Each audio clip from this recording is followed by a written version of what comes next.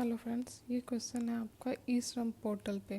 देखिए, ये एक 12 डिजिट का यूनिक नंबर है। इससे क्या होगा, जो इनफॉर्मल वर्कर्स हैं या अनऑर्गेनाइज सेक्टर में जो काम करने वाले हैं, जैसे कि कंस्ट्रक्शन लेबरर्स हो गए, माइग्रेंट वर्कर्स हो गए, स्ट्रीट वेंडर या डोमेस्टिक वर्कर्स हो गए, उनको ये एक ई श्रम कार्ड दिया जाएगा। जिससे क्या होगा कि जो भी सोशल सिक्योरिटी स्कीम है वो उसमें वो इंक्लूडेड हो जाएंगे।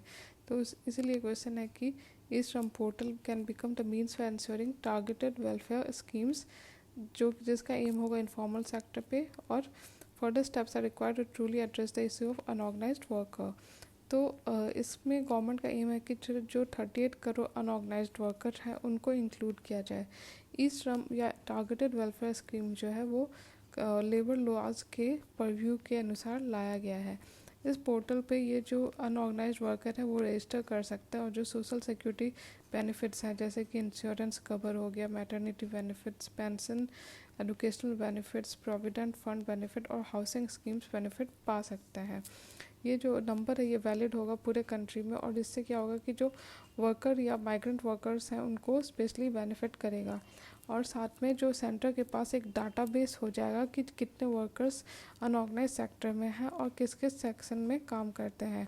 इस श्रम पोर्टल का पर्पस और सिग्निफिकेंस क्या है? एक तो डिलीवरी ऑफ बेनिफिट, मतलब कि जो भी सोशल सिक्योरिटी स्कीम है उसको अच्छे से जो डिलीवर करना अनऑर्गेनाइज्ड जो भी वर्कर्स हैं।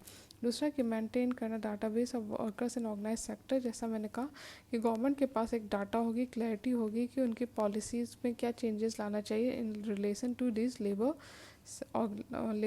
सेक्शन। ठीक है, जो 38.2% जो है पॉपुलेशन हम लोग का वो एम्प्लॉयड है according to periodic labour force survey. And जो अनऑर्गेनाइज सेक्टर है वो कंस्टिट्यूट करता है 81% ऑफ द वर्क फोर्स। तो इसलिए ऐसी जो स्कीम की ज़रूरत थी, ई श्रम पोर्टल की ज़रूरत थी। तीसरा कि वेलफेयर ऑफ वर्कर्स, मतलब कि इनके पास ऑफ कोर्स जो सोशल सिक्योरिटीज़ की बेनिफिट्स हैं वो अगर पहुंचेगा तो ऑफ कोर्स फ़ायदा करेगा। और जो अभी कोविड का पेंडेमिक आया उसके बाद और ज़्यादा ये हाईलाइट हुआ कि ये जो सेक्शन है सबसे ज़्यादा वल्नरेबल है और उनको सोशल सिक्योरिटी की ज़रूरत है। चौथा कि पोर्टेबल, इससे क्या होगा कि अगर ये जो भी माइग्रेंट वर्कर अगर ये एक स्टेट से दूसरे स्टेट या एक जगह से दूसरे जगह भी जाए तब भी वो ये नंबर उनके साथ होगा।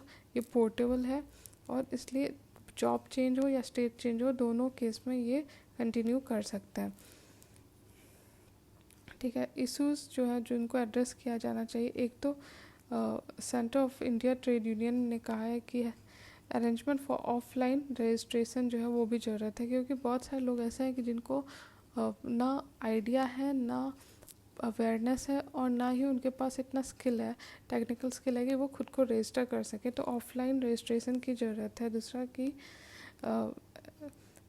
That imposing the condition of Aadhaar, मतलब कि आधार का जो कंडीशन डाल दिया ये गलत है, क्योंकि बहुत सारे लोगों के पास अभी भी आधार नहीं है। जो माइग्रेंट वर्कर्स हैं उनके पास आधार नहीं हो सकता है कई बार, तो उस केस में वो इस बेनिफिट का लाभ नहीं उठा पाएंगे। तीसरा कि many workers have to change mobile number frequently, और इसलिए अपना जो एक्सेस नहीं कर पाता आधार लिंक मोबाइल, जो आधार होता है कई बार मोबाइल से लिंक्ड होता है, तो उनको जब जो ये वर्कर्स हैं उनका कोई फिक्स नंबर नहीं होता, नंबर चेंज कर देते हैं तो प्रॉब्लम क्रिएट होगा। चौथा पॉइंट है कि lack of clarity about entitlement, जो भी इनको मिलेगा थ्रू द पोर्टल उसमें भी क्लैरिटी नहीं है कि क्या क्या बेनिफिट उनको मिलेगा। एंड पांचवा पॉइंट है कि हो सकता है कि लोगों के पास स्मार्टफोन हो जिससे वो एक्सेस कर सके पोर्टल, लेकिन वो डिजिटली लिटरेट नहीं हो टू रजिस्टर देमसेल्फ या नेविगेट करने के लिए ऑन द पोर्टल, उनको किसी और का हेल्प की ज़रूरत पड़ सकती है। छठा है कि in such scenario providing online only registration process would mean कि बहुत सारे अनऑर्गेनाइज्ड वर्कर खुद को रजिस्टर ही नहीं कर पाएंगे, जैसे मैंने कहा।